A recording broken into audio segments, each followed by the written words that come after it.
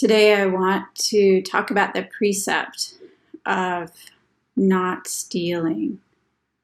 We've started working our way through the Bodhisattva precepts, and we talked about a disciple of Buddha does not kill last time, I guess 2 weeks ago.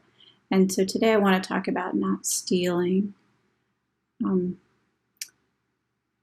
This is a rich precept and, also very straightforward in many ways. And the more you dig, the deeper it gets, just like many of the other precepts. Often this precept is framed as, I vow not to take what is not given. And I really like this framing of it. I vow not to take what is not given. But stealing to us can seem like, putting on a stocking over our face and going at nighttime and breaking in somewhere and taking things in a bag. That's a profile of a certain kind of stealing. But stealing is something that we all have an intimate knowledge of, especially when we think of it as not to take what is not given.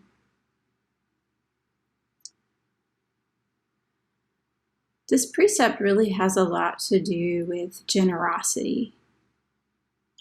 And I'm going to come back to that in a few minutes. So more than just not taking, how do we practice offering generosity to others? More than the prohibition of I vow not to steal or I vow not to take what is not given, what is the counter to that? What is the counter to not stealing? And I really, I like the way Venerable Thich Nhat Hanh frames this, so I'd like to share that with you before I go further. It's he often takes a pretty expansive view of the precepts, and so just a second, I called that up today.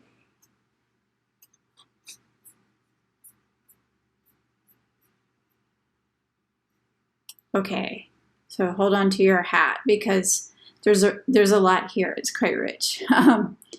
Aware of the suffering caused by exploitation, social injustice, stealing, and oppression, I undertake to cultivate loving kindness and learn ways to work for the well-being of people, animals, plants, and minerals. I undertake to practice generosity by sharing my time, energy, and material resources with those who are in real need. I am determined not to steal and not to possess anything that should belong to others. I will respect the property of others, but I will prevent others from profiting from human suffering or the suffering of other species on earth. So he just kind of, blew it up. It's so big, right?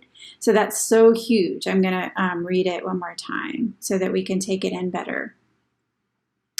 So just really listen with your whole body rather than your brain, because there's a lot here. Aware of the suffering caused by exploitation, social injustice, stealing, and oppression, I undertake to cultivate loving kindness and learn ways to work for the well-being of people, animals, plants, and minerals. I undertake to practice generosity by sharing my time, energy, and material resources with those who are in real need. I am determined not to steal and not to possess anything that should belong to others. I will respect the property of others, but I will prevent others from profiting from human suffering or the suffering of other species on earth.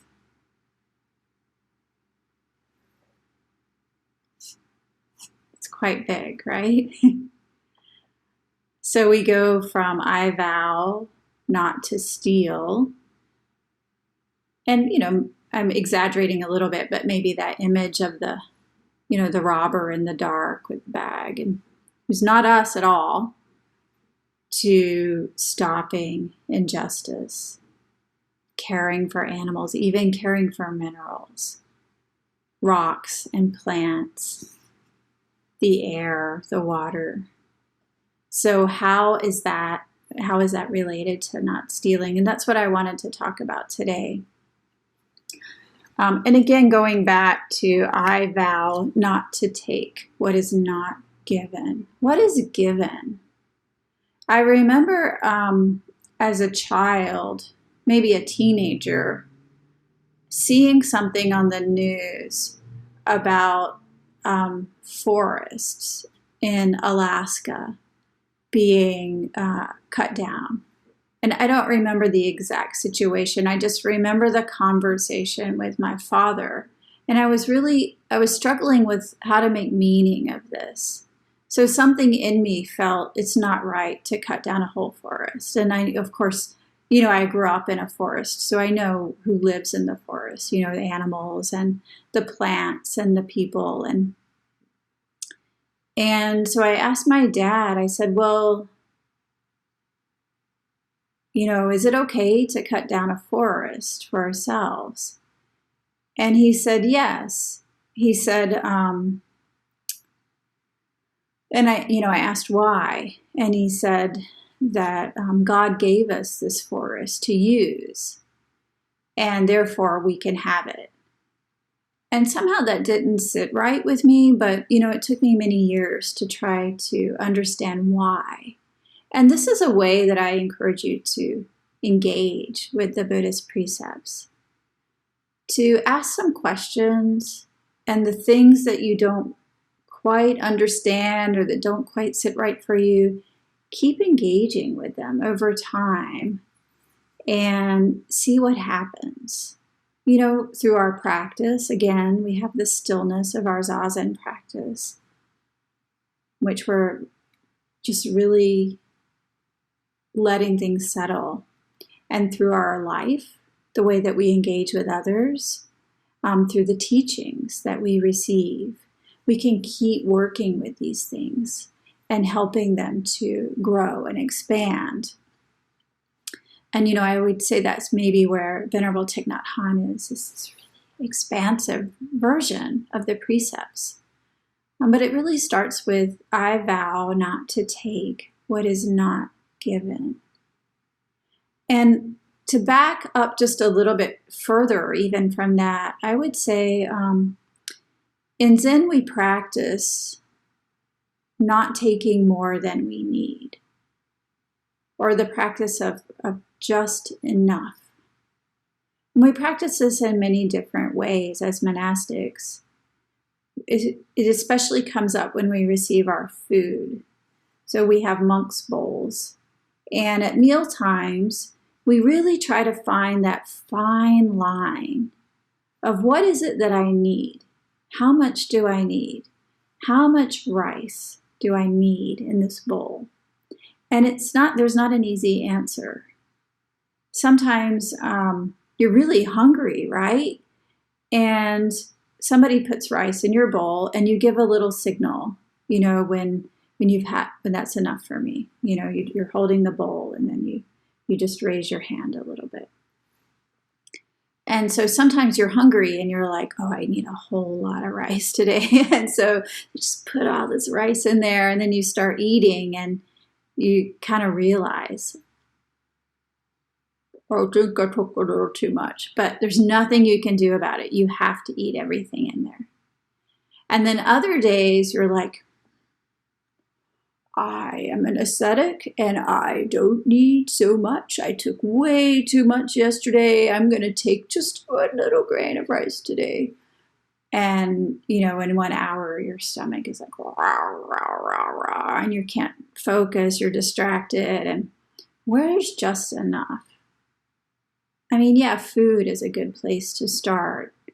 Maybe in particular because it's both so essential and so emotional.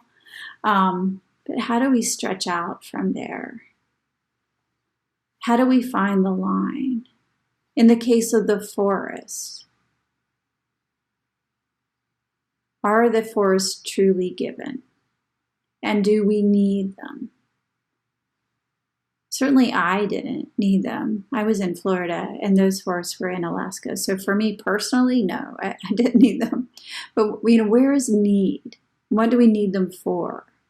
And how far does that stretch? Of course, there's our own home where we might need a tree to build a home for ourselves so that we have basic shelter. But then what else? What about a store? What about an apartment building? What about a second home? What about an office building? What about a lot of office buildings? What about a beautiful 27-room mansion? Where is the line for us? When does taking what we need become taking more than we need? And when does taking more than we need become stealing? It's not easy, is it? Robert Aiken says that not stealing is contentment. Contentment. No thought of obtaining. And this starts much deeper in the mind than deciding to do without luxuries. So I guess that's no surprise, right? This starts much deeper in the mind than deciding to do without. It's cultivating that sense of contentment. When we practice loving kindness, we use the phrase, may all beings be happy. And when we say happy, what we're really getting at is a sense of contentment or deepest satisfaction. Where is that contentment? And how do we know when that gets out of balance? Recently, I visited my father, who is very close to the end of his life. And I found myself wanting something. I don't want to lose this person. I don't want to lose this person. But it's inevitable. I can see that. And I felt grabby. I just want something that his hands touched. Maybe something that he created. Something that has his energy. And so I thought about that. And then I thought about, what do I need? And I couldn't find anything. I tried to create something that I need. And I couldn't find it. What do I need? What do I need? And I realized that what I needed wasn't a thing.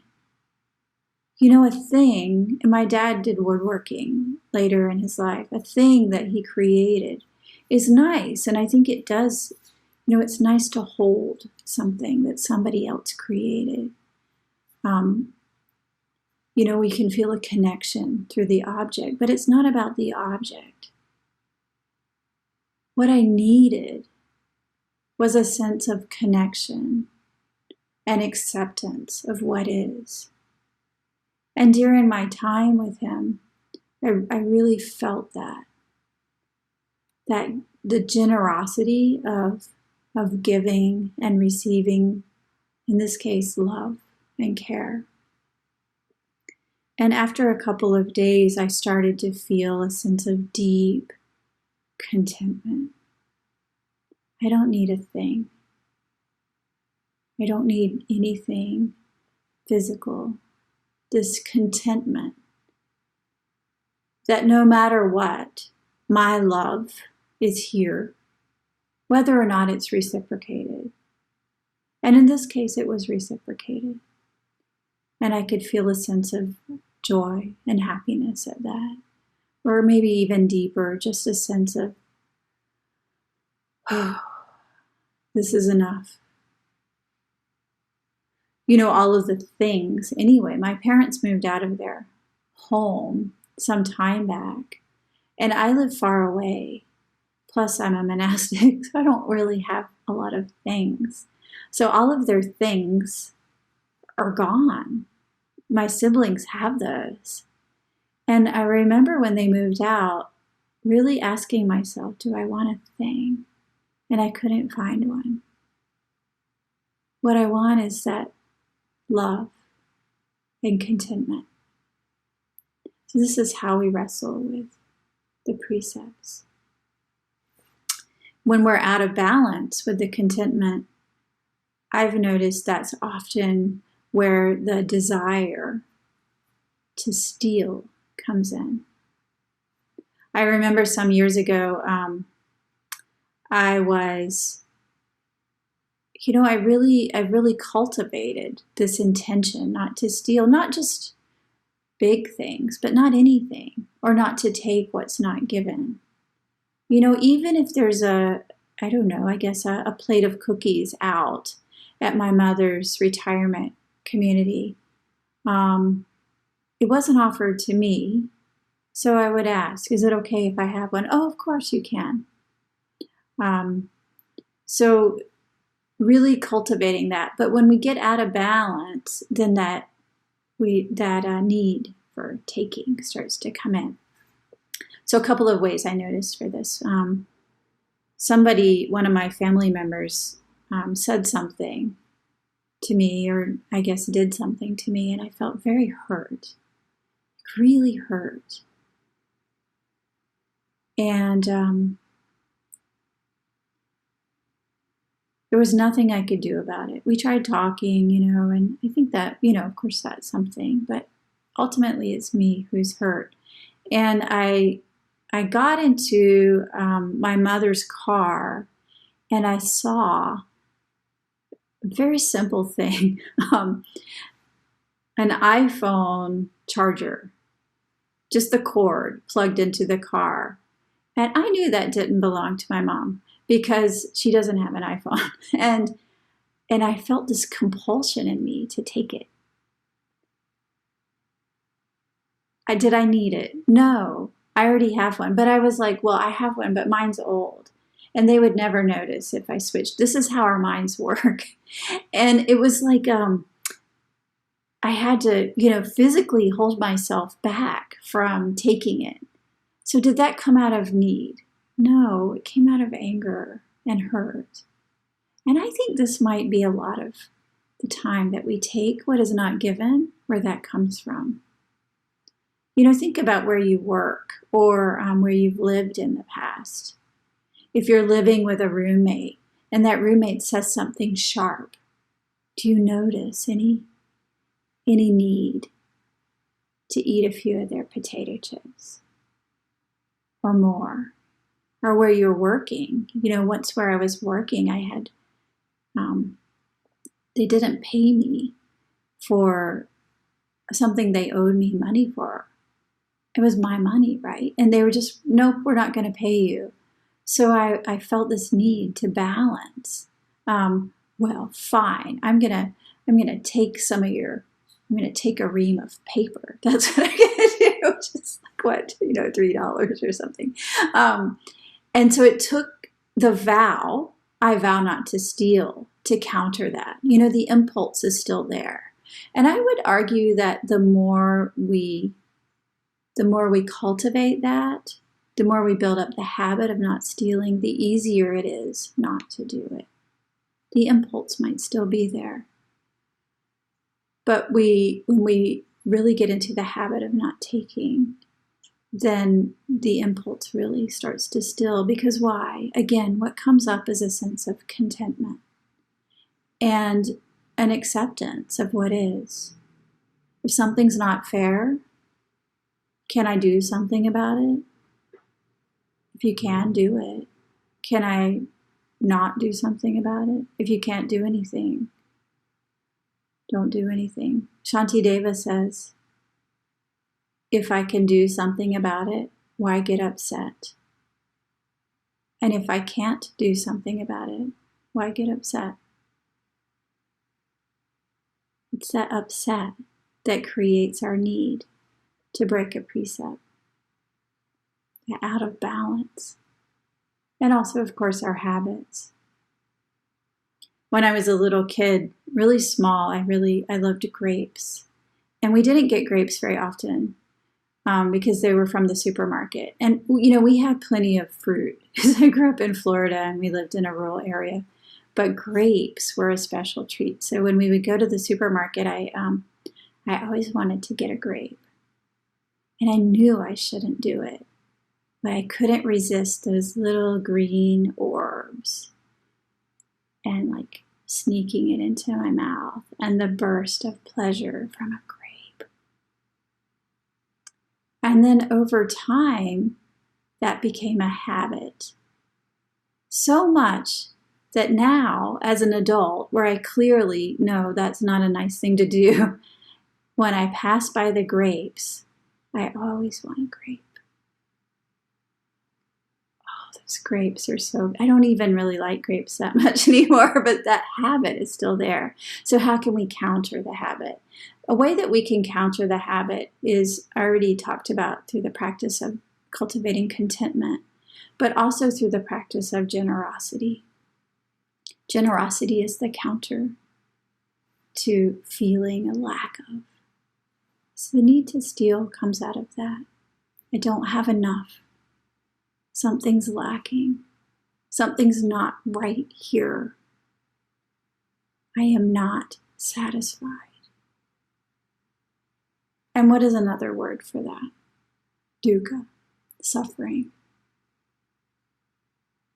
So when we cultivate contentment and acceptance of the suffering and the contentment of really, letting go, opening the hand and letting go, then the need to take in order to fill something here starts to settle out. And then we can really expand on the precept of not taking what is not given.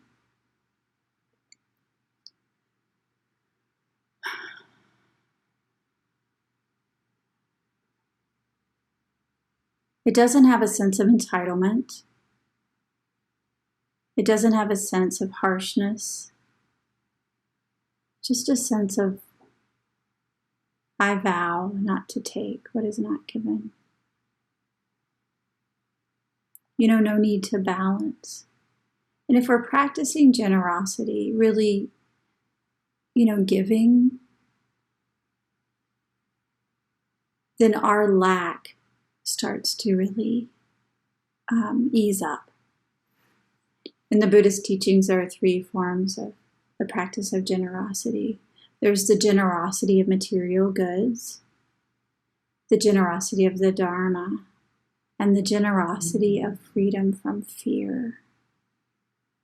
We can practice giving these things, giving as a counter to our lack, our feeling of lack that we want to fill up by taking what is not given. But it takes working with it constantly. This real wrestling with it. What does it mean? I wanted to return to Venerable Thich Nhat Hanh a little bit and to talk about the things we take without knowing. He talks about that. Material goods, forests, minerals. If we cultivate a sense of taking only what we need and really bring that into our understanding of the world, then we start to see more and more. In particular, I was thinking about this country we call the United States and all that we had to steal to create the sense of prosperity that we have. And even if me, didn't steal in this lifetime, how am I benefiting from what others who came before me stole? And is it possible to balance out again? Certainly the backing off of not taking what I don't need is one way. Can there be more? Because stealing creates this imbalance, right? We steal and we steal and we steal. Of course, one case is the case of the land that we stole from the people who were already living in this country before white people came here. Mostly white people came here and took. Other people came here for different reasons, and many of our families are included in that too. Maybe our families came here involuntarily. Maybe they were brought here. Or maybe our families came here out of desperate poverty. What have we stolen? If the very land under our feet was stolen, how do we honor that? How do we counter it? One way we can do that is really treating it very carefully and not taking more than we need. Another way that we've really stolen with this country is people's lives. And that's pretty big. That's a lot to think about. How many lives did it take to build the prosperity that we now enjoy today? How many lives? How many people died? How many people worked without payment? And what did that do over time? How did we perpetuate that? As some people became more and more wealthy and others stayed down. How can we balance out now? These are the things we wrestle with the precepts. If we just step back from the feeling of me and mine, getting, needing, I don't have enough, and start to widen out to care for the entire universe, then all kinds of things come up, and even all kinds of ideas come up. It can be very creative and fun. Wow, how can I balance in a way that honors the dignity of all human beings? Am I taking what is not given, or what was not given? Am I still taking what is not given? What can I do? Dogen Zenji says the self and the things of the world are just as they are. The mind and its object are one. The gateway to enlightenment stands wide open. It's wide open and no separation. What is there to take and what is there to get? How do we honor care for every being and everything in the entire universe, knowing that we're not separate, knowing that we're connected, taking only what we need, not stealing, is contentment. Cultivating that sense of deep ease and contentment by no thought of getting. This is much deeper than deciding to do without. Thank you.